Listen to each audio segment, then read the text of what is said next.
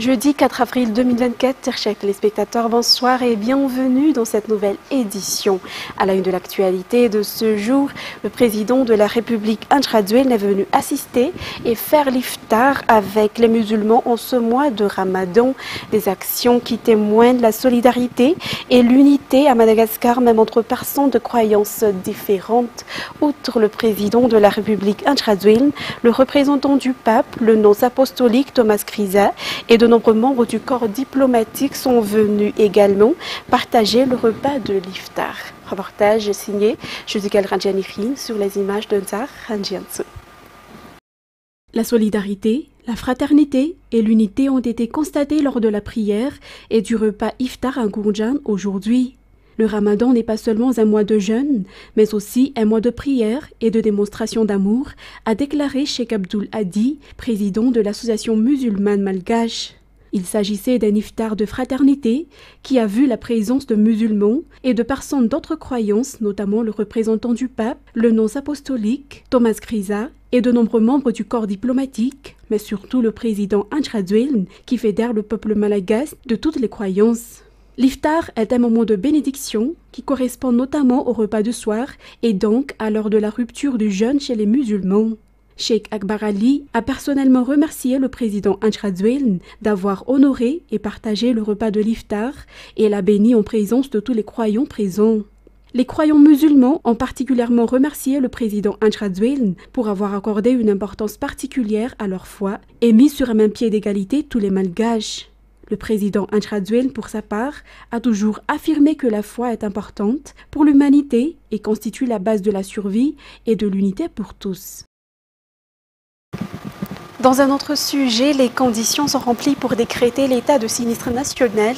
Suite au passage du cyclone Gamané, le gouvernement malgache lance un appel aux partenaires et à la solidarité internationale pour venir en aide aux sinistrés. Reportage signé Fanjisen Imire sur les images de Yves Janel. Presque toutes les régions du nord de Madagascar sont isolées suite aux coupures de route après le passage du cyclone Gamané. Ainsi, le gouvernement malgache a pris la décision de décréter l'état de sinistre national. Le nombre des sinistrés dépassant les 89 000 ont conduit à cette déclaration, un nombre dépassant largement le seuil habituel de 25 000 victimes pour une déclaration de catastrophe nationale. Les dégâts matériels sont également considérables, avec plus de 18 000 habitations inondées, mais aussi des infrastructures telles que des routes, des ponts et des bâtiments gravement endommagés, ainsi que des centaines d'hectares de rizières inondées. Le gouvernement a déjà pris en charge ces sinistrés à travers une réponse aux urgences. Néanmoins, le gouvernement lance un appel aux partenaires et à la solidarité internationale pour venir en aide aux sinistrés affectés par cette tragédie. À noter que Vuipen est encore actuellement sous les eaux, selon les informations émanant du BNGRC. Ensuite, la France a renouvelé sa coopération avec Madagascar dans la protection civile. Aujourd'hui s'est tenue au BNGRC la signature de l'accord de coopération entre le ministre de l'Intérieur et l'ambassadeur de France à Madagascar à cet effet. Ruth Christelle Rakout-Malal et Yves Janel. Le service de protection civile a été placé au sein du BNGRC. Selon le ministre de l'Intérieur, Toukel Justin, c'est nécessaire car Madagascar fait face à de nombreuses catastrophes comme les incendies, les intempéries, les inondations. La base escomptée de la signature de cette convention vise donc à atteindre les objectifs établis en mettant en œuvre les programmes nationaux et locaux. Ces initiatives favoriseront la structuration et la mise en place d'une protection civile opérationnelle essentielle pour protéger notre population contre les divers risques de catastrophes. La France a renforcé sa coopération avec Madagascar dans la mise en œuvre de ce service en dispensant notamment des formations. La coopération de protection civile, pour nous, ce n'est pas une coopération technique, c'est une coopération humaine, c'est une coopération concrète. Elle est incarnée par notre mission de coopération et de sécurité, présente ici et représentée par le colonel Pierre Couve, et mise en œuvre par le lieutenant-colonel Laurent Lyon. Je vous remercie beaucoup, monsieur le directeur général, des propos très aimables que vous avez eus à son endroit. C'est très précieux pour nous, il y a de coopération que dans une logique de partenariat, et soyez assurés que dans cette logique, au-delà de l'amitié naturellement, qu'ont mutuellement la France et Madagascar, nous voulons inscrire cette coopération dans le concret. J'avais eu le plaisir déjà de me rendre au mois de juin dernier au sein du corps de protection civile à IBAD, en votre présence, monsieur le directeur général. J'ai le grand plaisir à revenir aussi ce matin afin de procéder officiellement, nous allons faire dans un moment, à la remise d'équipements informatiques qui vont permettre au BNGRC de simplifier la gestion des données de l'ensemble de ces directions, mais surtout de faciliter la mise en œuvre du Centre national de coordination des opérations d'urgence. On sait que le pays est très touché, nous venons d'en parler avec vous, monsieur le ministre, par les catastrophes climatiques. Ce serveur informatique augmentera la rapidité de remontée d'informations, d'échanges, ainsi que leur traitement pour apporter la réponse la plus appropriée aux terribles événements auxquels vous êtes confrontés. À noter que le partenariat entre les deux pays dure depuis 12 ans. Pour marquer cela, une cérémonie de signature a eu lieu entre le ministre de l'Intérieur et l'ambassadeur de France au BNGRC. Lors de cette cérémonie, l'ambassadeur de France a également remis la médaille de la Défense nationale française dans son échelon or au directeur général du BNGRC, le général Ella Kanjiakadze. Page fait divers pour continuer. Des cas d'enlèvement se sont produits récemment dans la région de Melek, district de Mentran. Des efforts sont déjà déployés par les forces en collaboration avec les autorités locales afin de maîtriser cette situation. Le préfet de Mentran demande que lui soit confié directement le commandement des forces de l'ordre de la région Melek afin de faciliter la restauration de la sécurité dans cette localité. Rad Ramanazatouf nous en dit plus. La région Melek était classée zone rouge en termes d'insécurité auparavant en raison des attaques de Dahal. Mais on y recense également actuellement des cas d'enlèvement selon les informations. Si les personnes albinos étaient les cibles privilégiées des kidnappeurs auparavant, désormais, même personnes qualifiées de normales, notamment les enfants et les femmes, sont enlevées et leur libération ne se fait qu'après paiement d'énormes sommes d'argent. Grâce aux efforts déployés par les autorités dans la région Melek, en collaboration avec les chefs de district, les forces de l'ordre, certains de ces ravisseurs ont été déjà arrêtés, puis emprisonnés, outre ceux qui ont été abattus lors des affrontements avec les forces de l'ordre. Néanmoins, les attaques de Dahal et les enlèvements se produisent toujours. Parfois, la lenteur des réactions constitue un problème pour les forces dans l'accomplissement de leur mission, et c'est la raison pour laquelle le préfet de Mentran demande que lui soit confié le commandement dans la région de Melek. Au problème de l'insécurité dans cette localité s'ajoute également le mauvais état de la route qui isole la région Melek. Des routes en mauvais état qui provoquent une augmentation du prix des PPN. Il convient de rappeler qu'il y a déjà eu une demande lancée par le député élu dans cette circonscription pour la réhabilitation de cette route. Et plus de 300 agriculteurs dans le district d'Ambatoulamp ont été sensibilisés aujourd'hui dans le cadre de la mise en œuvre du projet d'extension de la protection sociale aux travailleurs indépendants. Il s'agit d'une activité d'aide aux travailleurs indépendants qui s'inscrit dans le 5e objectif de développement durable visant à améliorer la santé pour tous. Feilen Hakout Warsoul. Une grande majorité de la population malgache ne bénéficie pas encore de sécurité sociale. Parmi eux, une écrasante partie de travailleurs non salariés, alors qu'ils constituent plus de la moitié de la population active. C'est l'une des raisons qui a motivé le gouvernement malgache, à travers le ministère du Travail, de l'Emploi et de la Fonction publique et la Direction générale du travail, de mettre en œuvre une feuille de route nationale sur l'extension de la protection sociale aux travailleurs non salariés. Dans ce cadre, et pour réaliser les priorités des 100 jours pour l'année civile 2024, des actions ont été définies par la région Vaknakarech en tant que région pilote. Elles ciblent prioritairement les membres des plateformes de l'économie informelle implantées à Tirabé, Ambatoulamp et Betaf. Ainsi, la sensibilisation dans le cadre de la mise en œuvre de ce projet d'extension de la protection sociale aux travailleurs indépendants s'est poursuivie dans les 6 communes qui composent le district d'Ambatoulamp, à savoir les communes de Mouraran, Ankarach, Ambatoulamp, Saputsnamanton, Belamb et Andjiamblandi. Les sensibilisations se poursuivront dans le district de Betaf, selon les informations. Dans un tout autre contexte, la délégation de la CAF est arrivée aujourd'hui à l'aéroport d'Ivat pour remettre l'homologation définitive du Stade Barré de Madagascar. Selon les informations, 3 conditions sont requises pour cette communauté internationale, notamment l'augmentation du nombre de portails et la mise en place d'un centre de comptage des billets. Ainsi, selon la déclaration du ministre de tutelle à Nous, aujourd'hui, Madagascar est prête à suivre ces recommandations. C'est Sylvain, Martina et Sechangiana vous en disent plus. Le Stade Barré Mamas sera de nouveau évalué en vue de son homologation pour l'accueil des matchs au mois de juin prochain. Ainsi, une délégation spéciale de la CAF est arrivée aujourd'hui à Madagascar pour cette mission. Le 31 août 2021, quelques jours avant l'inauguration du stade, la CAF y est déjà venue pour inspection. En raison de la conformité de Madagascar aux normes exigées par les fédérations internationales de football, le stade du Barré Mamas a reçu à cette époque son homologation. 2 ans plus tard, le stade Barré doit être à nouveau inspecté. De nouvelles conditions ont été imposées par la CAF, selon les informations, notamment l'ajout d'escaliers permettant d'accéder directement au terrain, qui servira d'issue de secours en cas d'accident. La deuxième exigence est l'installation de portails de sortie supplémentaires, en plus des 6 grands portails dont dispose déjà le stade Barré Mamas. Et la dernière condition, la mise en place d'un centre de comptage des billets pour les entrées dans le stade. Au vu de ces nouvelles conditions, nous ne devrions avoir aucun doute, déclare le secrétaire d'État chargé de la nouvelle ville et de l'habitat, car le gouvernement a déjà envoyé une lettre à la CAF qui montre la détermination de Madagascar à s'y conformer.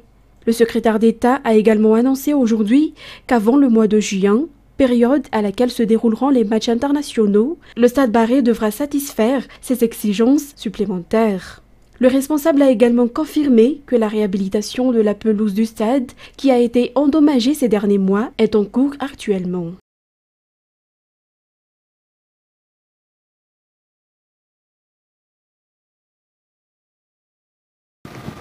Et après une petite pause due aux matchs amicaux que les Barréas ont affrontés et aux vacances de Pâques, le championnat de Madagascar pour la première division de football ou PFL reprendra ce week-end. La 6e journée de cette compétition qui aura lieu samedi et dimanche prochain se jouera dans de nombreux stades dans toute l'île. Nous suivrons dans ce reportage le programme des matchs et le classement des 2 groupes, notamment la conférence Sud et la conférence Nord avec Antar Hatanarville. 5 stades accueilleront la 6e journée du Pure Play Football League qui se tiendra ce week-end, à savoir le stade d'Elgeco Plus Bypass, le stade d'Ambouijachim, le stade d'Alarbi, les stades de Madzang, Touliar, Manakar et Amband.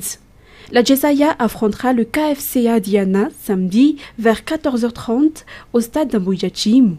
Et le dimanche, il y aura 3 matchs. Le premier match verra l'affrontement entre l'Assa Diana et le Foussa Junior de Bouwen au stade d'Amband.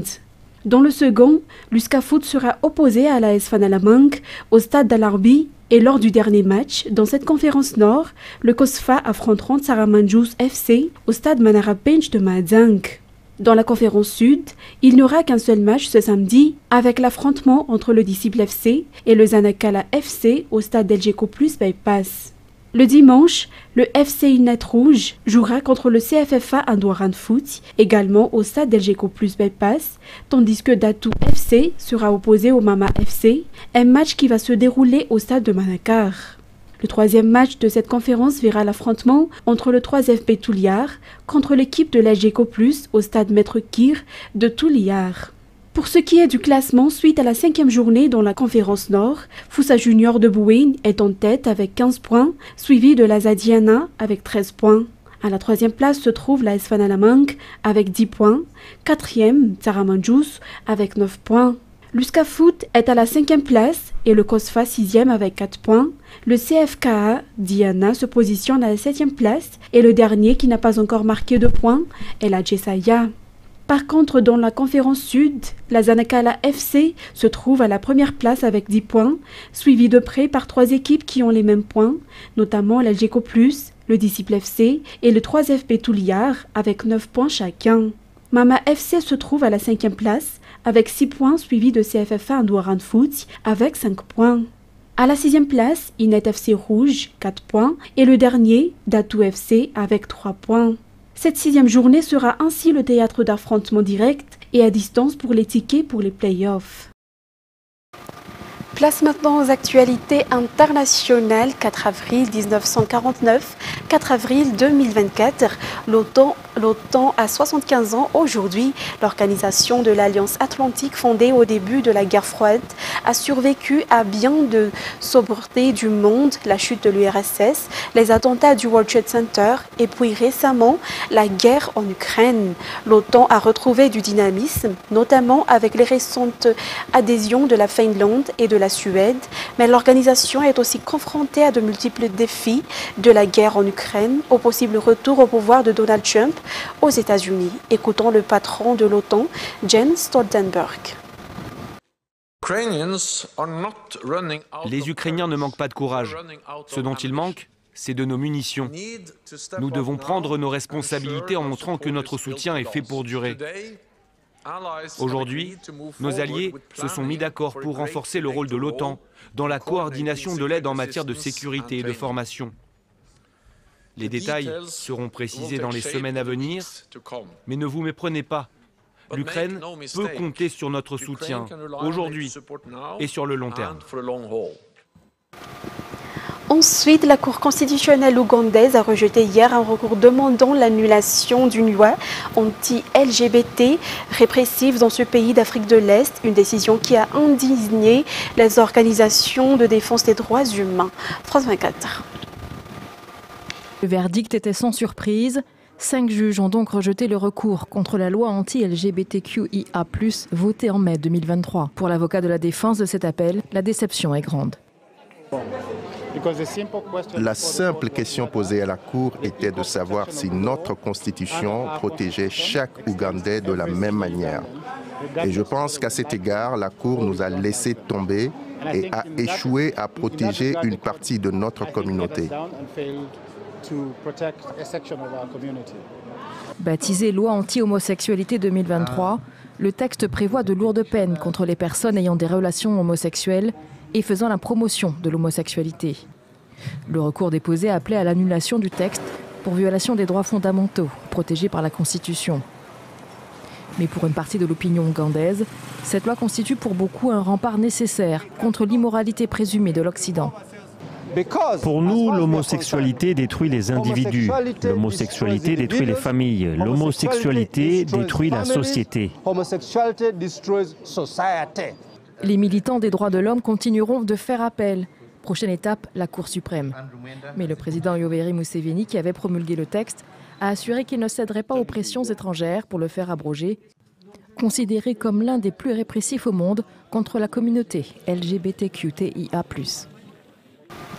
Et les dépouilles de 6 des 7 membres d'une ONG humanitaire tués lors d'une frappe israélienne à Gaza sont transportées hors du territoire palestinien déchiré par la guerre via l'Égypte. France 24. Le convoi d'ambulances qui transporte les corps des humanitaires tués dans une frappe israélienne dans la bande de Gaza passe le poste de Rafah. En Égypte, ils seront remis aux représentations de leur pays et rapatriés. Au total, 6 victimes étrangères âgées de 25 à 57 ans. Le Premier ministre israélien dit regretter un incident tragique et involontaire, mais pour le fondateur de l'ONG pour laquelle travaillaient ces humanitaires, les frappes sur le convoi ne pouvaient être que délibérées. Ce n'était pas juste une situation de malchance où « oups, on a largué la bombe au mauvais endroit ». Non, c'était sur 1,5 km, 1,8 km, avec un convoi humanitaire très identifiable. Des pancartes au-dessus, sur le toit. C'est très clair qui nous sommes et ce que nous faisons. World Central Kitchen était devenue un acteur clé de l'aide humanitaire à Gaza. Au total, elle a permis de servir 32 millions de repas en 6 mois de guerre. Mais depuis lundi, l'ONG a suspendu ses activités pour le plus grand désarroi des Gazaouis. Israël est un État criminel qui ne se soucie pas de savoir si quelqu'un est étranger ou arabe. Ce qui compte, c'est qu'il empêche quiconque d'aider le peuple palestinien. Le programme alimentaire de l'ONU a quant à lui suspendu ses activités de nuit dans la bande de Gaza, au moins pour 48 heures. Mesdames et messieurs, nous arrivons au terme de cette édition. Nous vous remercions de votre fidélité. Au revoir à tous.